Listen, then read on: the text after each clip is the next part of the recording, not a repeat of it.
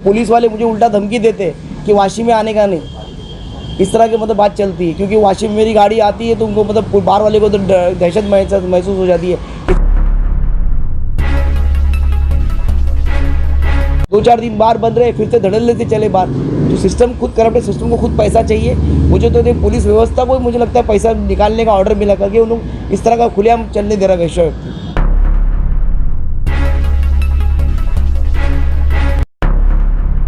नवी मुंबई में बार माफियाओं का खुलासा। राष्ट्रीय भीम सेना व भीम आर्मी के राष्ट्रीय अध्यक्ष आर पांडेयन ने सामने लाया बार माफियाओं का काला सच। बाला अन्ना और मांझा अन्ना बने फिर रहे हैं दूसरे सचिन वाजे। नवी मुंबई पुलिस और बार माफियाओं की साठगांठ में सुप्रीम कोर्ट की नियमों की उड़ाई जा रही है धज्जियां। पांडेयन ने किए और भी कई खुलासे। आइए देखते हैं बार की काली दुनिया के विरोध में क्यों खटखटाया सुप्रीम कोर्ट का दरवाजा। सबसे पहला अपने गए साल मतलब जो दिसंबर में अपने लड़ाई चालू की बार के बारे में, उसने आपने देखा होगा उस टाइम हाउस में भी मुद्दा उठा, पर हाउस में 27 तारीख को मुद्दा उठा और उसका थोड़ा इम्पैक्ट पता ना, ये जो सरकार ही होती है, जो आघाड़ी सरकार है, इसने मतलब ज़्यादा प्रॉपरली एक्शन नहीं लिया, कुछ नहीं लिया। लेकिन वो सब बार फिर से चालू हो गए, 7-8 दिन के अंदर ही चालू हो गए। चालू होते ही उन्होंने फिर से जो कोहराम मचा रहे थे उस तरह का मचाना चालू है। सिस्टम का उन पर कोई कंट्रोल नहीं है। तो हमने उनको मतलब सबक सिखाने के लिए केस जो सुप्रीम कोर्ट का गाइडलाइंस जो दिया है, जो इम्प्लीमेंटेशन होने के लिए हम सुप्रीम कोर्ट में याचिका फाइल कर दी। गए हफ्ते में अपना एप्लीकेशन अप्रूव हुआ जिसका नंबर है 2666/2022। ये हमारा सुप्रीम कोर्ट में एप्लीकेशन है। और वो भी इसमें हमने बोला है कि मुंबई के जो महाराष्ट्र गवर्नमेंट को पार्टी बनाया है और ये जो बार के जो कमिश्नर्स है जिसके अंडर जो बार उनको सबको पार्टी बनाया है, और सुप्रीम कोर्ट में हमने एप्लीकेशन फाइल कर दिया है और कुछ दिनों में डेट है और मुझे उम्मीद है कि सुप्रीम कोर्ट से अपने को न्याय मिलेगा। दूसरा, वाशी में अपन जब बोल रहे थे कि जब ये बार चल रहा है और इसके पीछे एक बार माफिया है, तो ये बार माफिया जो थाना नई मुंबई में ऑपरेशन करते हैं उसमें ना 2 नाम है जो बहुत बड़े नाम है।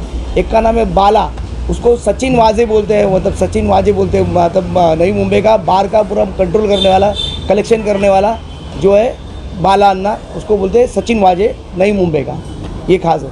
उसके कुछ बार है, उनका जो कलेक्शंस होता है, मैं इसमें लिखा हूँ, उसमें कुछ कलेक्शंस होता है तो उसके पूरे जो ये है उसके जो बार है नटराज पनवेल, बेबो, सोना नेरुल, रमेश तुर्बे, SB APMC, Myra, couple, Savali और आयना आनिया बोल के बार है। और इसके कुछ है ना लॉजिंग पुष्पक, सारंग, साईदीप और संदीप, ऐसे कुछ 4-5 और भी बहुत सारे उसके मतलब ये है मतलब कि लॉजिंग एंड बोर्डिंग, ये सब इलीगल है। और इसके अंदर पूरा जो पैसा है जो कलेक्शंस होता है हफ्ते का, उसमें डाल के ये लोग जितने भी मतलब बार है हर जगह पे मतलब पार्टनरशिप जो मतलब जो पैसा पुलिस को मिलने होता है उसमें से वो इन्वेस्टमेंट करके वो रोटेशन घुमा के ये मेंटेन करता है। इसके लिए उसका नाम है उधर बाला उसको बोलते सचिन वाजे नई मुंबई का। और ये जो आदमी है मतलब कहीं भी रेड गिरेगा ना उधर पहुंचेगा, मांडोली सेटल करेगा। क्योंकि बाहर का कोई पुलिस आ रहा है रेड गिरने वाला है तो इसको खबर मिल जाती है, ये मेंटेन करता है। और इसके साथ सब्स्टिट्यूट आदमी है मंझा अन्ना मतलब के, और एक आदमी है ये भी जो है बार माफिया, इसका सेकेंड मतलब होता है लाइट लेफ्टिनेंट, लेफ्ट लेफ्टिनेंट होता है, वैसा लेफ्ट लेफ्टिनेंट है।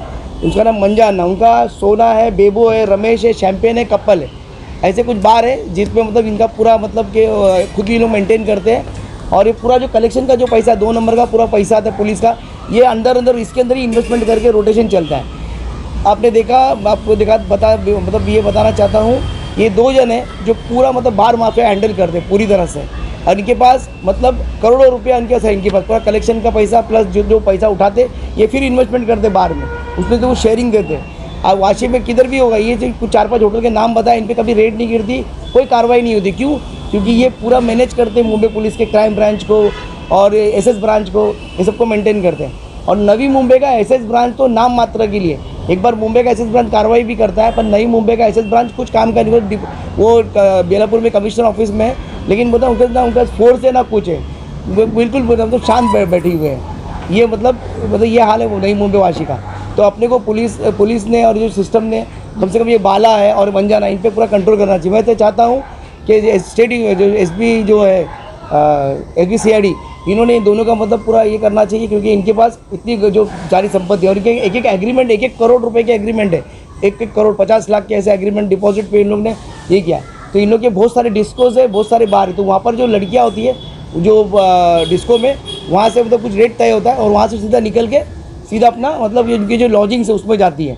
वो चद्दर बदली बोलते हैं ना, चद्दर बदली, वैसे चद्दर बदली हो सकता है।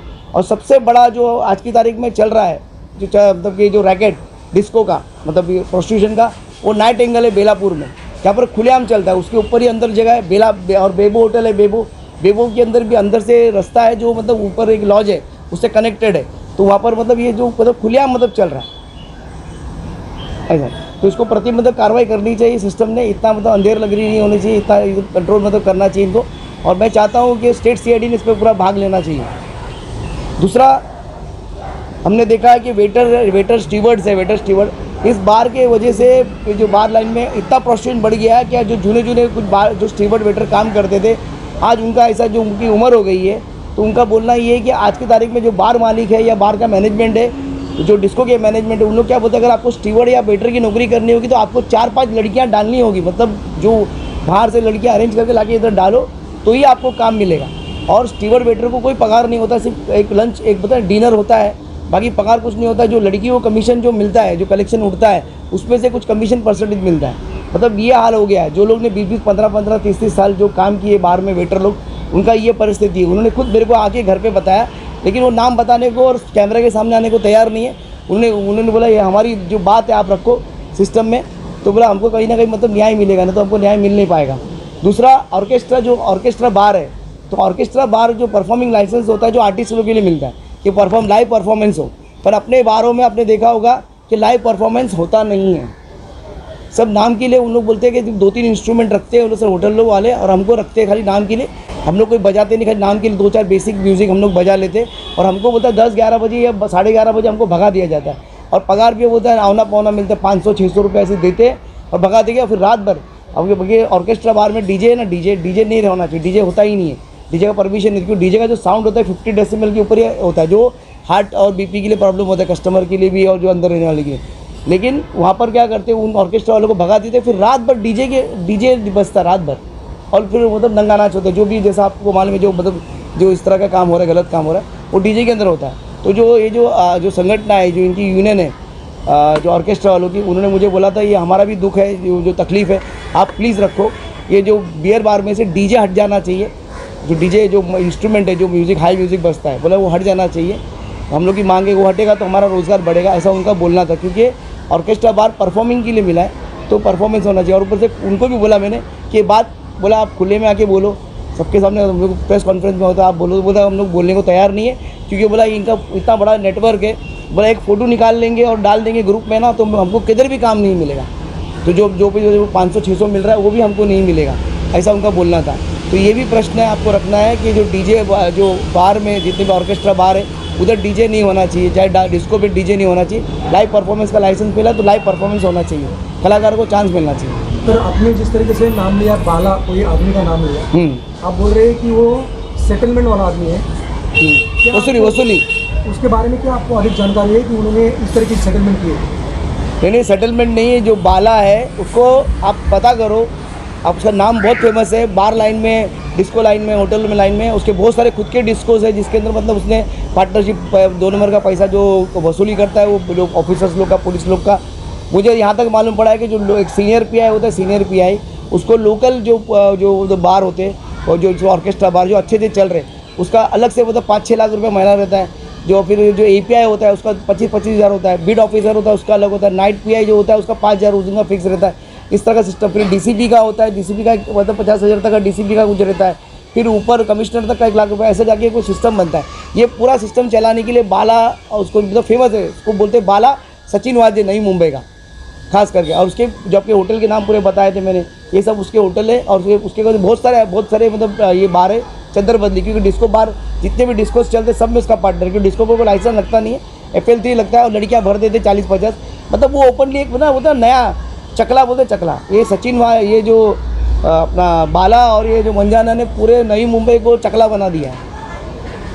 आपने वेटर का नाम जिक्र किया कि वेटर को अगर जॉब चाहिए वहाँ पे तो 4-5 लड़कियां उनको लानी होगी, ऐसा कोई वेटर आपके सामने आया या फिर वो खुल के क्यों नहीं बोल रहा है सामने आकर कि लड़कियां लाने के बाद ही मुझे जॉब मिलेगा? देखो जो ये जब अपना ये वीडियो अपने जब लोग लड़ाई लड़ने लगे, वीडियो वायरल हुआ तो उन्होंने देखा तो उनको ऐसा लगा, क्योंकि उन लोगों ने मतलब जो 25-30 साल से काम कर रहे बाहर लाइन में, तो उनको मतलब ये उम्र भी हो गई है, तो उनको ऐसा बोला गया है कि भाई अगर होटल में काम चाहिए, जॉब चाहिए, तो आपको 4-5 लड़कियाँ आपकी होनी चाहिए, वो भी डांसर होनी चाहिए। अगर वो अब नहीं लाओगे तो आपको काम नहीं मिलेगा। अच्छा, वो सामने क्यों नहीं आने को तैयार है? क्योंकि ऑलरेडी बोला उनको वो तो वांदे खाने के वांदे। अगर एक फ़ोटो या उनका नाम भी मिल जाता है तो ये बार माफिया इतना मजबूत है कि उसको पूरे मुंबई में, थाना में, किधर भी उसको नौकरी नहीं मिलेगी और बेचारा भूखा मर जाए। दोनों का सेम आप बोल रहे हैं कि वेटर का भी प्रॉब्लम है और जो अभी सेटलमेंट का आप बोल रहे हैं कि कोई सामने आकर बोल नहीं पा रहा है। क्या लगता है आपको वो जो उनकी जो दुखद घटना है वो आपके पास पहुंचाने की कोशिश कर रही है, क्या आप इससे उनको न्याय मिला के देंगे?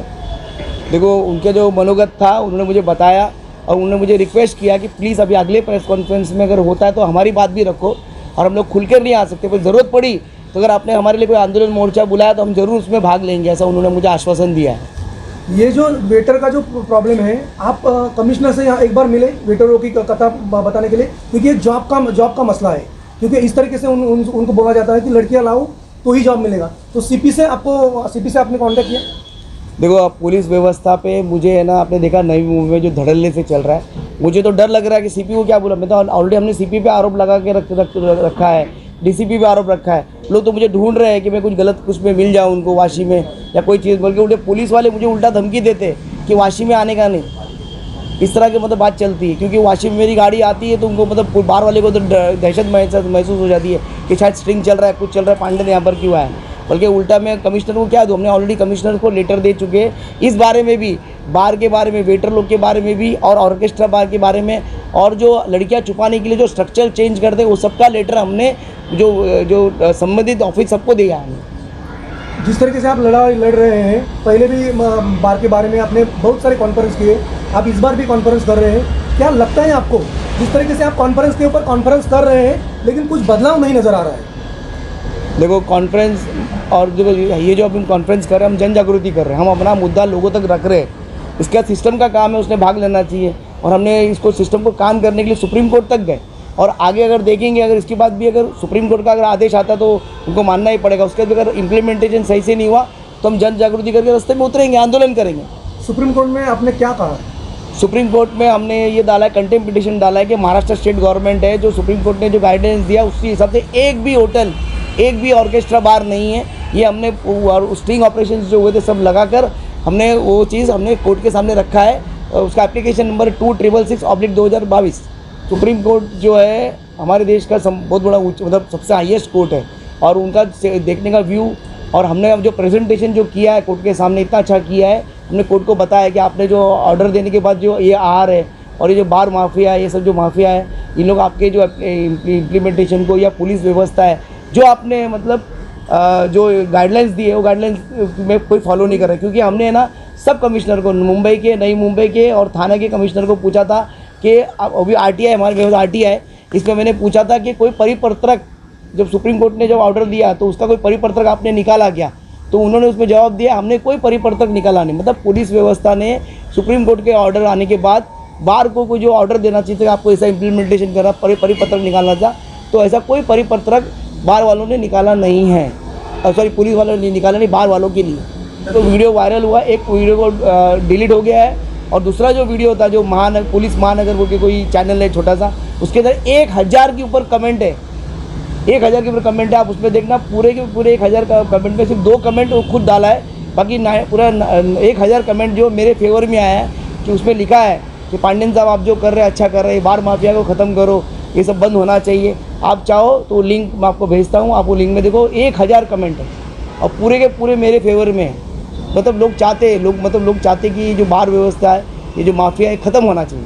देखो, सिस्टम में करप्शन है, लेकिन उधर अंधेर नगरी नहीं है। हम सुप्रीम कोर्ट को, पहला हमारा काम है तो सुप्रीम कोर्ट को हमको बताना चाहिए कि भाई जो कंटेम्प्ट हो रहा है आपके ऑर्डर का, तो हम वो कंटेम्प्ट के लिए पूरा जो बैकग्राउंड था, वो पूरा जो एविडेंस था, हम कोर्ट को सबमिट कर चुके हैं। अब उसके बाद सुप्रीम कोर्ट जो सर्वोच्च न्यायालय जो फैसला लेगा, सुप्रीम कोर्ट जो फैसला लेगा, स्टेट गवर्नमेंट को मानना पड़ेगा। अगर वो इम्प्लीमेंटेशन नहीं होता है तो इम्प्लीमेंट करने के लिए हम रास्ते पे उतरेंगे। तो गृह मंत्री और मुख्यमंत्री साहब से कुछ आपने पत्र व्यवहार वगैरह किया इस बारे में? गृह मंत्री और जो मुख्यमंत्री जो ये जो आघाड़ी सरकार, आपको मालूम है ये खुद अभी आरोप में घिरी हुई है। आपने देखा सचिन वाजे का मैटर, और अपने देशमुख साहब अभी भी अंदर है। अभी सचिन वाजे तो ये बन गया क्या, और अप्रूवर बन गया है, तो मतलब सच है, सामने आ गया कि ये जो सरकार है आघाड़ी सरकार को चाहिए। आपने देखा अभी बीच में 27 दिसंबर को जो हाउस में मुद्दा उठा था, उसके बाद क्या हुआ, कुछ नहीं हुआ। 2-4 दिन बाहर बंद रहे, फिर से धड़ल लेते चले बाहर। जो सिस्टम खुद करप्ट है, सिस्टम को खुद पैसा चाहिए। मुझे तो पुलिस व्यवस्था को मुझे लगता है पैसा निकालने का ऑर्डर मिला करके उन लोग इस तरह का खुलेआम चलने दे रहा है वैश्य व्यक्ति। सर, मुख्यमंत्री जो महाराष्ट्र सरकार है उन्होंने तो खुद ही जो है किराने की दुकान या बड़े जो शॉप्स हैं या मॉल्स हैं वहाँ पर जो है दारू बिक्री की, खास करके वाइन की बिक्री की बात की थी, वहाँ पर भी कई सारे जो है ऑब्जेक्शन उठे हैं। और इस तरीके से अब महाराष्ट्र सरकार तक आप जाएंगे तो लगता है कि सारी चीज़ों को सुना जाएगा। देखो सरकार सुन नहीं रही है, इसके लिए हमने सुप्रीम कोर्ट गए। अब सुप्रीम कोर्ट जाने के बाद सुप्रीम कोर्ट जो आदेश देगा उसका इम्प्लीमेंटेशन नहीं होगा तो हम फिर से जन जागृति करेंगे, रास्ते में उतरेंगे। और हमको मुझे यकीन है सुप्रीम कोर्ट इस बार ना कठोर कार्रवाई करेगी, क्योंकि सुप्रीम कोर्ट को हमने ऐसा एविडेंस दिया है। मुझे लगता है कि शायद ये बार व्यवस्था पे ही गाज आ जाएगी, मुझे लगता है बंद हो जाएगा बाहर गाज, ऐसा लगता है। Bureau report, today India news, Mumbai. मैं फैसल खान, क्या आप पत्रकार बनना चाहते हैं? अगर आपके अंदर है सच सामने लाने का साहस, हम देंगे आपको मौका सच सामने लाने का। टुडे इंडिया न्यूज आपको दे रहा है मौका आने वाले समय का देश के नंबर 1 न्यूज चैनल के साथ पत्रकारिता के गुण सीखने का। तो तुरंत संपर्क कीजिए। मैं Faisal Khan, today India news में आप सभी दर्शकों का स्वागत करता हूँ। इस वक्त हम मौजूद हैं मुंबई के आजाद मैदान में।